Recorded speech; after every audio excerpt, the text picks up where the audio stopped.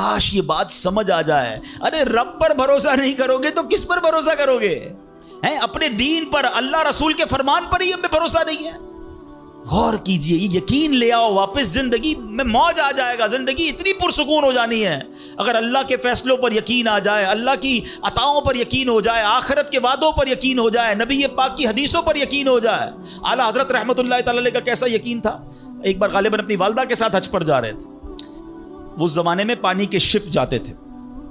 اتنا زبردست رف سی ہو گیا, طوفان آ گیا, لوگ ڈر گئے, کلمے پڑھنے لگے, یہاں تک کہ لوگوں نے کفن نکال لیے کہ چلو کفن پہن لے, ڈوبنے والا ہے جہاز.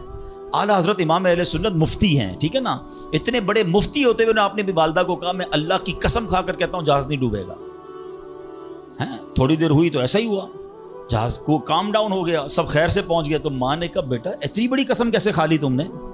کہ میں نے نبی پاک علیہ الصلوۃ والسلام کا فرمان سنا ہے, جو کشتی میں بیٹھ کر یہ دعا پڑھ لے, بسم اللہ مجریہا و مرساہا ان ربی لغفور الرحیم, وہ کشتی نہیں ڈوبے گی. میں اللہ کی قسم کھا کے کہتا ہوں کہ میرے نبی نے فرمایا نا, وہ یقین تھا. ہم کتنی بار دعا پڑھتے ہیں مگر دعا پڑھ کے بھی کہتے ہیں پتہ نہیں قبول ہوگی نہیں ہوگی, پڑھ لیتے ہیں. یہ والی چیز نکال دیں. وظیفے ہمارے کیوں نہیں لگتے؟ لوگ کہتے ہیں وظیفہ پڑھ رہا ہوں مسئلہ حل نہیں ہو رہا, تعویذ لیا پھر بھی مسئلہ. تعویذ پہنتے وقت بھی خیال ہی ہوتا ہے چلو یار پہن لیتے ہیں, پتہ نہیں ہونا ہے نہیں ہو تو کچھ نہیں ہونا. وظیفہ پڑھ لیں اور کہہ رہے پتہ نہیں ہوتا. پہلے یقین لائیں. اچھا ڈاکٹر بھی یہی کہتے ہیں, یہ صرف اب یہ وظائف اور ان چیزوں میں نہیں, آپ اگر ڈاکٹر پر بھی یقین نہ رکھیں نا کہ یار اس کی دوائی پتہ نہیں کام کرتی ہے نہیں کرتی, کیونکہ بہت ساری چیزوں کے پیچھے یقین, ول پاور. بڑا خوبصورت جملہ میں نے کتاب میں پڑھا تھا کہ جو لوگ کہتے ہیں یہ ہو جائے گا ان سے ہو جاتا ہے, جو لوگ کہتے ہیں یہ نہیں ہوگا ان سے نہیں ہوتا ہے. کاش یہ بات سمجھ آ جائے آپ کو. ہو جائے گا, اب کر لو گے. بڑے بڑے کام لوگ کر جاتے ہیں, میں کر لوں گا انشاءاللہ, پتہ نہیں ہوگا نہیں ہوگا, ٹرائی کر لیتا ہوں, پہلے ہی سمجھ لو نہیں ہوگا. اندر حوصلہ تو لائیں نا, یقین تو لائیں. اگر رب پر ہی بھروسہ نہیں ہوگا تو ہم کدھر جائیں گے؟ اب ذرا سنیے گا کہ ایک ڈاکوؤں کا گروہ جو تھا ڈکیتی کے لیے ایک جگہ پہنچا, تو وہاں کھجور کے 3 درخت تھے. ایک درخت خشک تھا یعنی اس میں پھل نہیں لگے ہوئے تھے, دوسرا درخت پھلدار تھا. تو ڈاکوؤں کا سردار نے دیکھا کہ ایک چڑیا جو ہے وہ پھلدار درخت سے اڑتی ہے, خشک درخت پر جاتی ہے, واپس پھلدار درخت پہ آتی ہے, پھر خشک درخت پر جاتی ہے. تو اس نے کہا چکر لگائی جا رہی ہے, کوئی ماجرا ہے. تو اس نے غور سے دیکھا تو کیا دیکھا کہ وہ چڑیا جو ہے وہ پھلدار درخت سے جو ہے وہ کھجور لیتی ہے, اور جب خشک درخت پر جاتی ہے تو وہاں ایک اندھا سانپ منہ کھولے بیٹھا ہے.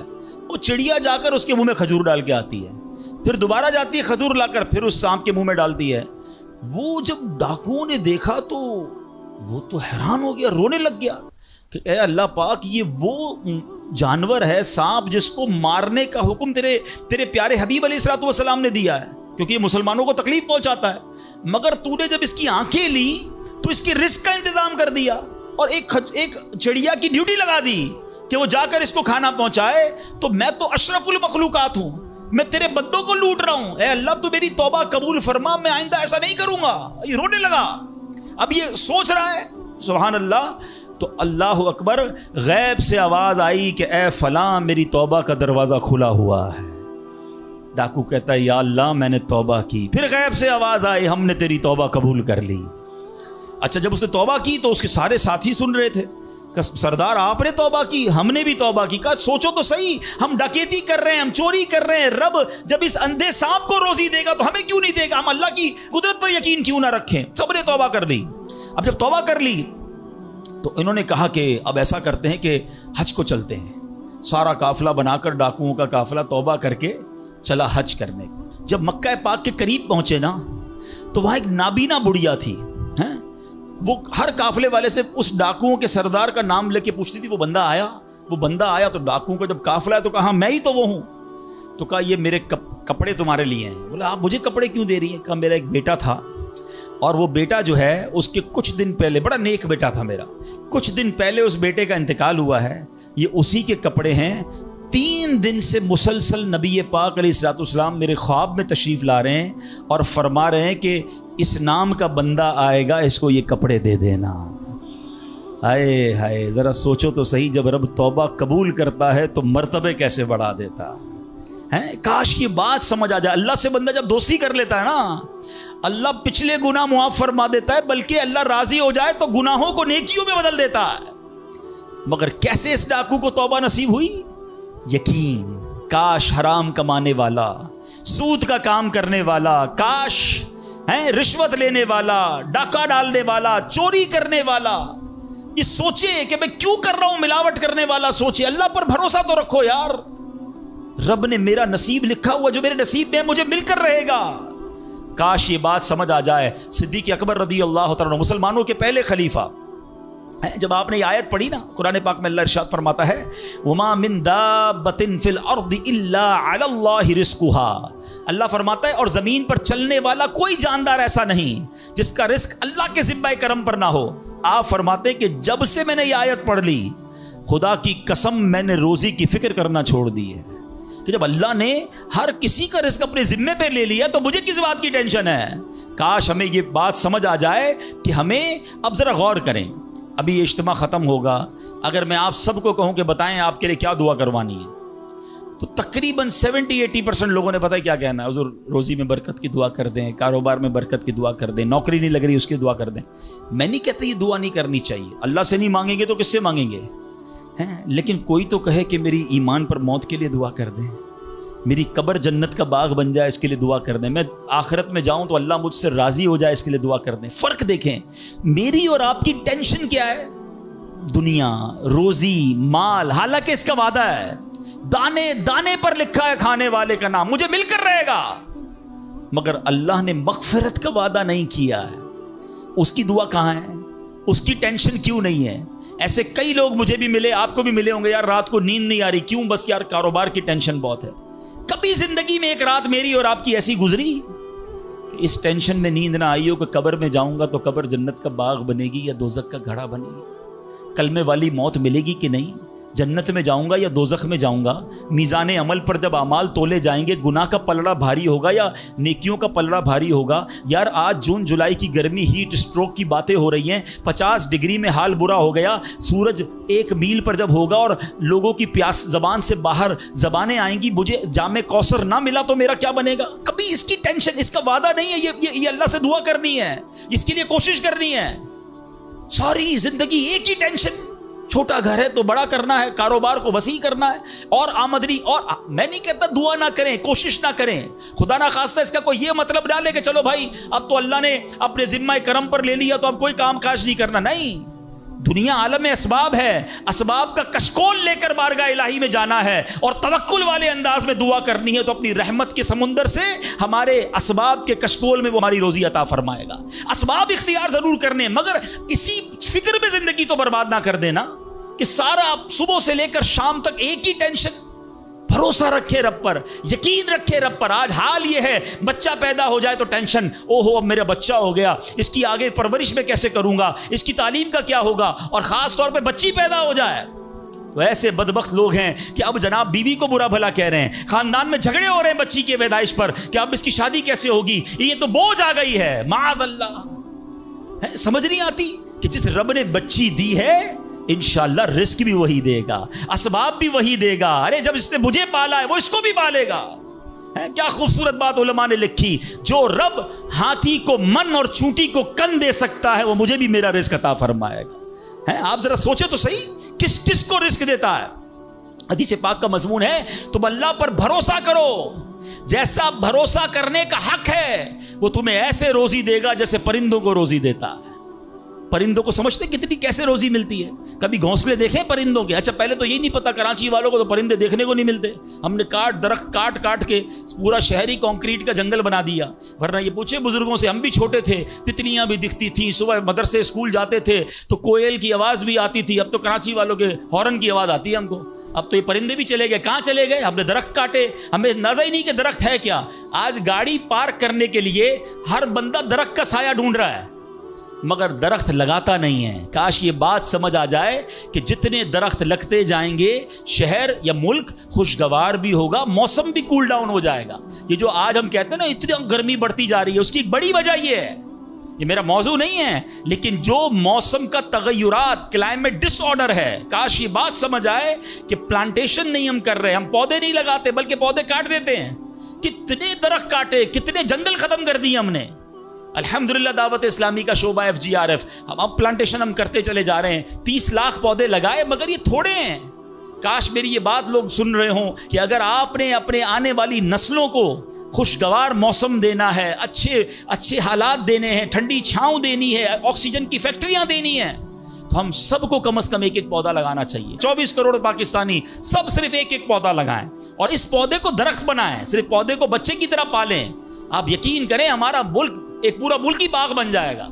تو اب ذرا سوچیں کہ ہمیں یہ بات سمجھنی ہے کہ یہ گھونسلے، یہ جو حدیث میں سنا رہا تھا، بات کہاں سے چلی کہ اللہ پرندوں کو کیسے رزق دیتا ہے. آپ کو پتہ پرندے کتنے؟ ایک تحقیق کے مطابق اس دنیا میں جتنے انسان ہوتے ہیں نا، ملٹی پلائی بائی 10 جانور ہوتے ہیں. اگر 800 کروڑ انسان ہیں، 8 ارب کے قریب آبادی ہو گئی دنیا کی، 800 کروڑ، 8 ارب، تو آپ سمجھو کہ 80 ارب جانور ہیں دنیا میں. اور کہا جاتا ہے ملٹی پلائی بائی 10 کریں اس کو تو اتنے پرندے ہوتے ہیں. یعنی اس کا مطلب 800 ارب کم و بیش پرندے ہیں دنیا میں. آپ نے پرندوں کے گھونسلے دیکھے کبھی؟ یہ جب گھر سے صبح اڑتے ہیں نا اپنے گھونسلے سے، سب کے پیٹ خالی ہوتے ہیں. گھونسلے میں کوئی کبڈ نہیں ہوتی ہے، کوئی شام کا دوسرے دن کا چارہ نہیں ہوتا ہے، بچے چھوٹے چھوٹے چھوڑ کر جاتے ہیں. مگر یہ 800 ارب پرندے جب شام کو گھونسلے میں آتے ہیں، اللہ سب کو رزق دے چکا ہوتا ہے. کوئی پرندہ دنیا میں بھوکا نہیں سوتا. کیا خوبصورت بات! سمجھو اس کا مزہ لو نا. رب ہاتھی کو من دیتا ہے، اس کو ہاتھی کو کتنا کھانا چاہیے؟ دنیا میں کتنے ہاتھی ہوں گے؟ اس کو روز کے منو کھانا مل جاتا ہے. اور چونٹی کو کن چاہیے ہوتا ہے چھوٹا سا، وہ رب اس کو کن بھی دے دیتا ہے. پرندوں کو روزی دے دیتا ہے. اور جو اشرف المخلوقات ہیں وہ ٹینشن کھا رہے ہیں. وہ کبھی بلڈ پریشر کی گولی، تو کبھی شوگر کی گولی، کبھی ڈاکٹر کے پاس. ٹینشن بہت ہے ڈاکٹر صاحب، 2 سال بعد کیا ہوگا، مارکیٹ ڈاؤن. ارے بھائی تب سب چیزوں کا وعدہ ہے اور تم اس ٹینشن میں رہ گئے. ارے یہ کوشش کرنی تھی تو آخرت کی کرنی تھی، اللہ کو راضی کرنے کی کرنی تھی. لیکن ان تمام باتوں کے باوجود، جیسے میں نے کہا نا کہ چھوڑنا نہیں ہے کام کاج. کچھ بے وقوف لوگ یہ سمجھ رہے ہوتے ہیں ایسا نہیں ہوگا. بڑی خوبصورت ایک بات اور کر دوں کہ اللہ پر بھروسہ کیسا کرنا ہے. ایک صوفی بزرگ شیخ سعدی رکھتے ہیں کہ ایک شخص تھا، گھر سے محنت مزدوری کے لیے، کام کاج کے لیے نکلا. اس نے دیکھا کہ ایک لومڑی ہے، اندھی ہے، اپاہج ہے، نہ دیکھ سکتی ہے نہ چل سکتی ہے. وہ حیران ہو گیا، ہاتھ پیر بھی نہیں، آنکھیں بھی نہیں، یہ لومڑی کھاتی کہاں سے ہے؟ چیک کرتا ہوں. تھوڑی دیر بیٹھا تو ایک شیر آیا. شیر نے کہیں سے شکار کیا تھا، وہ اپنا شکار لومڑی کے آگے ڈال دیا. اندھی لومڑی، اس نے جو کھانا تھا کھایا، باقی شیر لے کے چلا گیا. اس نے کہا کمال ہے جناب، اپاہج لومڑی کو رب رزق دیتا ہے تو مجھے کیا ضرورت ہے نوکری کرنے کی؟ مجھے کیا ضرورت ہے کام کاج کرنے کی؟ جا کے بیٹھ گیا مسجد میں. 3 دن ذکر کرتا رہا، عبادت کرتا رہا، ایک دانہ کھانے کو نہیں ملا. اللہ اللہ اللہ اللہ کر رہا ہے. اس کے بعد جب بھوک سے بحال ہو گیا تو اللہ سے فریاد کی، یا اللہ مجھے کوئی رزق نہیں ملا. کیا شاندار ارشاد ہوتا ہے. ابھی کیسا زبردست جملہ ہے. ارشاد ہوا تو نے لومڑی دیکھی ہے، شیر نہیں دیکھا. لومڑی کیوں بننا ہے؟ شیر بننا. اپنا رزق بھی کما اور دوسرے کو کھلانے والا بن جا. کچھ لوگ سمجھتے مجھے کوئی اور کھلا ہے، میرا بھائی کما رہا ہے، میں گھر میں بیٹھا مزے کرتا رہا ہوں. نہیں، فرمایا ایک بلکہ واقعہ آتا ہے، ایک بزرگ کے بارے میں آتا ہے. ایک شخص گیا، کہا میں نمازیں پڑھ رہا ہوں، عبادت کرتا ہوں، میرا بھائی مجھے سپورٹ کرتا ہے، وہ روزی کماتا ہے. فرمایا تیرا بھائی تجھ سے زیادہ افضل ہے.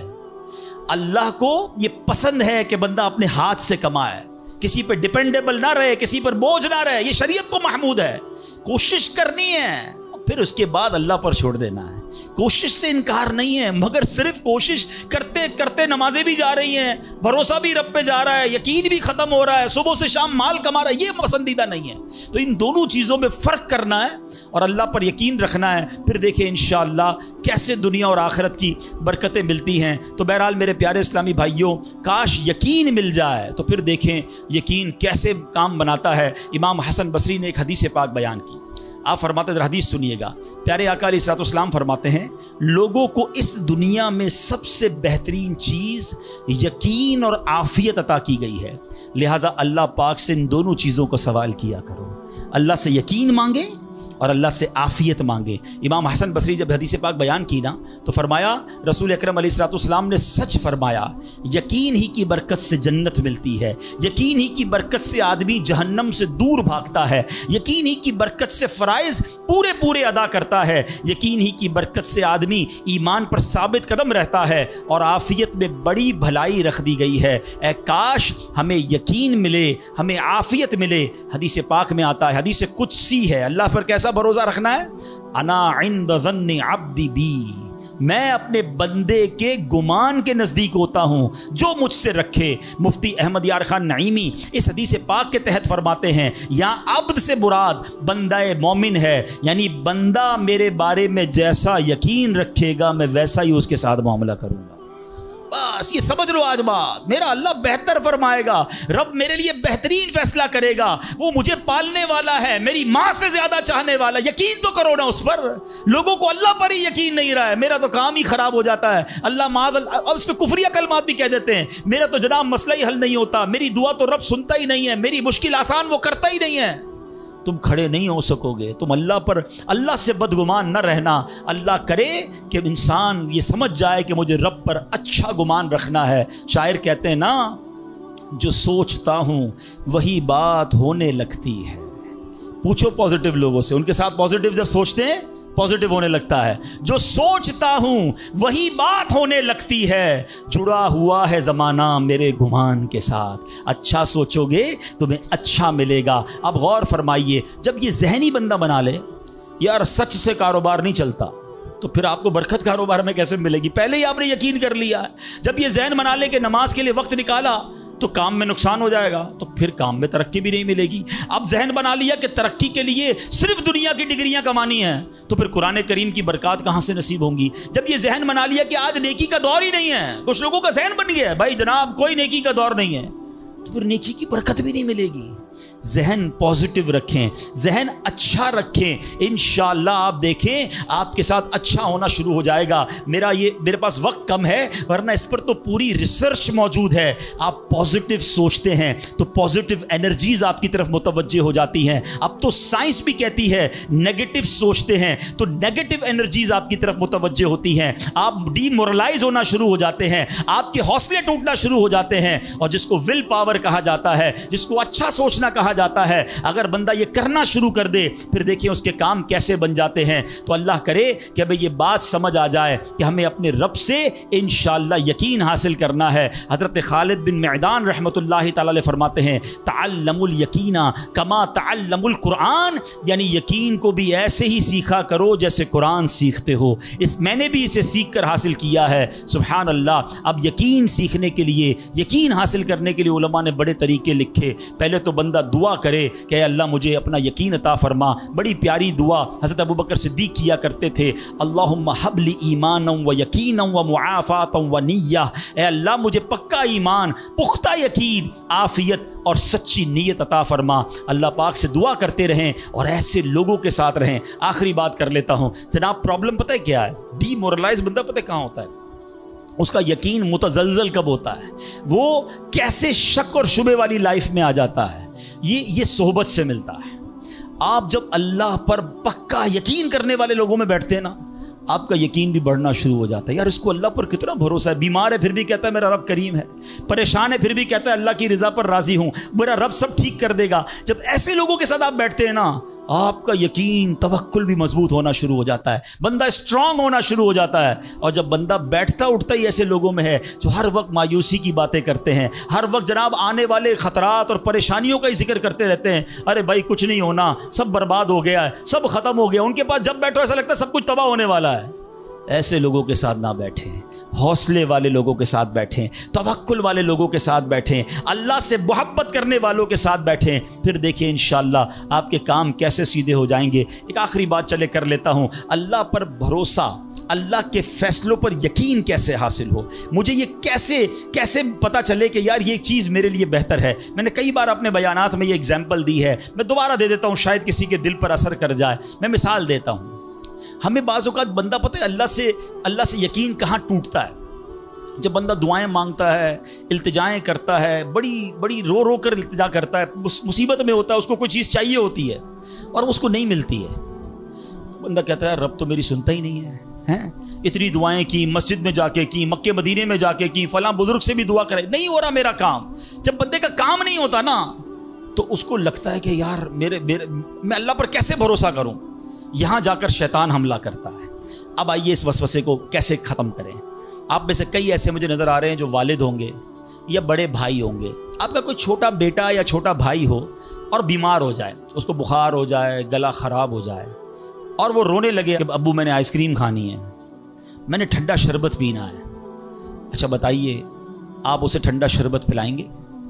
ہیں وہ رو رہا ہے آپ کے سامنے، آئس کریم کھلائیں گے اسے؟ جواب دیجئے نہیں، وہ رونے دیں گے آپ اس کو۔ آپ کا ایک دوست برابر میں بیٹھا ہو اور کوئی کہے یار کیسے ظالم ابو ہیں، بچہ رو رہا ہے دے دینا اسے آئس کریم، تو آپ ایک جواب دیتے ہیں میں والد ہوں، مجھے پتا ہے اس کو کب کیا دینا ہے۔ ایسا ہی ہے نا؟ اب ذرا دل پر ہاتھ رکھ کے میرا جملہ سننا، تم والد ہو، تمہیں پتا ہے بیٹے کو کب کیا دینا ہے، میرے مالک کو نہیں پتا مجھے کب کیا دینا ہے۔ میں رو رہا ہوں، میں گر گڑا رہا ہوں، میں تڑپ رہا ہوں، وہ نہیں دے رہا، ارے یہی بہتر تھا۔ ہو سکتا ہے کہ میں جو مانگ رہا ہوں مجھے مل جاتا تو وہ میرے لیے اور برا ہوتا۔ علماء کہتے ہیں کسی کا امیر ہونا اس کے لیے اچھا ہے، کیونکہ وہ غریب ہوگا تو وہ ایمان سے متزلزل ہو جائے گا۔ کسی کا غریب ہونا اس کے لیے اچھا ہے، کیونکہ اگر اسے مال دے دیا جائے گا تو اس کا ایمان چلا جائے گا، وہ غلط کاموں میں پڑ جائے گا۔ کسی کو اولاد دینا اس کے لیے اچھا ہے اور کسی کو بے اولاد رکھنا اس کے لیے اچھا ہے۔ ہو سکتا ہے بیٹا ایسا ہونے والا ہو جو بڑا ہو کے باپ کو ہی مار کے گھر سے نکال دے۔ کیا ہم نے نہیں دیکھے ایسے واقعات؟ ایسی اولاد نہیں دیکھی جو ماں باپ کو قتل کر دیتی ہے؟ لوگ کہتے ہیں اس سے بہتر تو بچہ ہی نہ ہوتا۔ ارے رب بہتر جانتا ہے مجھے کیوں بیٹا نہیں مل رہا، مجھے کیوں بیٹی نہیں مل رہی، مجھے کیوں اولاد نہیں ہو رہی، مجھے کیوں مال نہیں مل رہا، میں اب تک گھر کیوں نہیں لے سکا۔ ہو سکتا ہے میرے رب نے اس کے بدلے میرے لیے بہت ساری نعمتیں رکھی ہوں۔ کاش یہ بات سمجھ آ جائے۔ مجھے ایک بات بتاؤ نا، میری ماں، آپ کی ماں، دنیا میں سب سے زیادہ ہم سے پیار کون کرتا ہے؟ ہماری ماں کرتی ہے۔ کبھی ماں ہمارے لیے غلط فیصلہ کر سکتی ہے؟ نہیں کر سکتی۔ ارے جو ماں میرا اچھا سوچتی ہے، اس ماں کے دل میں جس نے ممتا ڈالی ہے، جو کروڑوں ماؤں سے زیادہ مجھے چاہنے والا ہے، وہ میرے بارے میں کیوں نہ اچھا فیصلہ فرمائے گا۔ کاش یہ یقین آ جائے کہ جو رب نے کیا ہے وہی بہتر کیا ہے۔ سبحان اللہ۔ زندگی کا ایک اصول بنا لو، میرا کام، جب آپ کا کام ہو جائے نا تب بھی کہو اللہ کا شکر ہے، اور جب کام نہ ہو کہو جب بھی اللہ کا شکر ہے۔ میرے لیے یہی بہتر ہوگا۔ آپ مزے میں آ جاؤ گے، اللہ سے دوستی کر لو، اے میرے رب جو تو نے فیصلہ کیا میں اس پر راضی ہوں۔ آپ کسی ٹینشن میں نہیں رہو گے۔ ہمارا پرابلم پتہ ہے کیا ہے؟ ڈیفنس کے لوگوں جانتے ہیں، کبھی گزرتے ہوں گے نا ڈیفنس کی گلیوں سے، یار یہ پلاٹ بہت اچھا مل رہا تھا، 4 سال پہلے یہ ریٹ تھا، میں لے لیتا، آج تو کتنی پرائس ہو گئی، یار وہ گاڑی 1 مہینہ پہلے لینے والا تھا، نہیں لی، گورنمنٹ نے پرائس بڑھا دی، یار یہ فیکٹری میں پہلے خرید لیتا۔ اسی ٹینشن میں رہتے ہیں، یہ کر لیتا، وہ کر لیتا۔ ارے نہیں کیا، نہیں ہوا، وہی میرے لیے بہتر تھا۔ جو رب نے دیا وہی میرے لیے بہتر ہے۔ خدا کی قسم جس دن اللہ پر بھروسہ سیکھ لیا، رب سے دوستی کر لی، رب کے فیصلوں پر اطمینان تمہیں حاصل ہو گیا، زندگی کے بہت سارے غم ختم ہو جائیں گے۔ جو بھی ہوگا وہ رب کی طرف سے ہے۔ ارے جب حضرت ابراہیم آگ میں ڈالے جا رہے ہیں، جبریل امین آ کے پوچھتے بتاؤ اے ابراہیم تمہاری کوئی مدد کر سکتا ہوں، کوئی حاجت ہے؟ فرماتے مجھے کوئی حاجت نہیں۔ کہا اللہ سے تو کہہ دو کہ رب دیکھ رہا ہے، اس کا دیکھنا میرے مانگنے سے بہتر ہے۔ آئے ہائے اللہ حضرت ابراہیم کے اس یقین کا کوئی ذرہ عطا فرما دے، اس توکل کا کوئی حصہ عطا فرما دے۔ باتیں تو ہم بڑی بڑی کرتے ہیں، مگر جب سر پہ پڑتی ہے، جب کوئی مشکل آتی ہے، پھر ہمارا یقین ہل جاتا ہے۔ کاش یہ بات سمجھ آ جائے کہ میرے اور آپ کے نصیب میں جو رزق لکھا ہے وہ لکھا ہوا ہے، وہ ہمیں مل کر رہے گا، مگر اسی کی ٹینشن میں زندگی گزر رہی ہے۔ بے یقینی کی کچھ مثالیں میں آپ کو سمجھاتا ہوں۔ ابھی تک شاید کچھ لوگ کہہ رہے ہوں گے یار یہ بات تو ٹھیک کر رہے ہیں، بے یقینی ہونی نہیں چاہیے، مگر ہمیں تو بے یقینی نہیں ہے۔ اب میں کچھ ایگزامپل کے ذریعے سمجھاتا ہوں۔ ہم مانتے تو ہیں اللہ پاک رزق دینے والا ہے، ٹھیک ہے، پھر بھی مال کے پیچھے مارے پھرتے ہیں۔ کوئی لندن پیرس کے ساتھ خواب دیکھ رہا ہے، کشتیوں کے اندر بیٹھ کر، پچھلے دنوں واقعات ہوئے نا، پیسے دے کر وہ ڈنکی لگا کر جاتے ہیں، کوئی راستے میں مر جاتا ہے، کوئی کشتی میں بیچارے ڈوب گئے۔ کیوں؟ یقین نہیں ہے ادھر پیسے نہیں ملیں گے ادھر پیسے ملیں گے، کسی طرح ادھر چلا جاؤں یا مر جاؤں گا بھوکا۔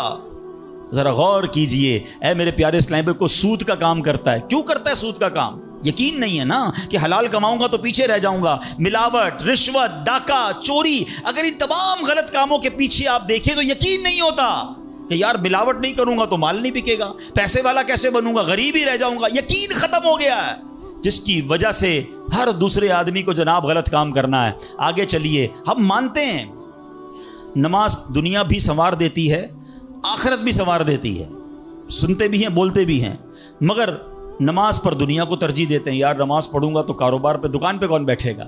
ہیں نماز پتہ ہے آخرت اور دنیا سنوار دے گی، یقین نہیں ہے. اسی طرح ہم مانتے ہیں کہ مسلمان کی ترقی قرآن پر عمل کرنے میں ہے، مگر نہ قرآن خود پڑھتے ہیں نہ اپنے بچوں کو پڑھاتے ہیں.